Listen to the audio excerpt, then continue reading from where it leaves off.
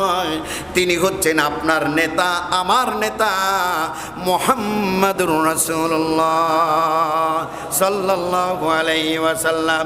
আল্লাহর রাসূলকে নেতা মানতে সমস্যা আছে নাকি? আপনার সমস্যা আছে?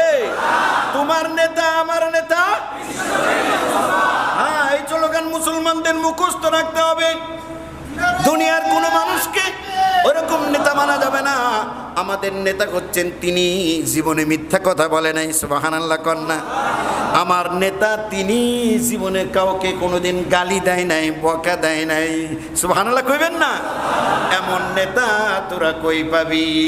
জোরে কোন ঠিক কিনা? আল্লাহ রাব্বুল আলামিন বলেন মুহাম্মাদুর রাসূলুল্লাহ সাল্লাল্লাহু আলাইহি ওয়াসাল্লাম ধ্বংস হবে না। তাব্বাত ইয়াদা আবি লাহাব, ও আবু লাহাব তোর দুই হাত ধ্বংস হয়ে যাবে। কোন হাত দিয়ে তুই আমার নবীর উপরে বেয়াদবি করছিস? ওয়া তাব্বা, তুই নিজেও ধ্বংস হয়ে যাবি।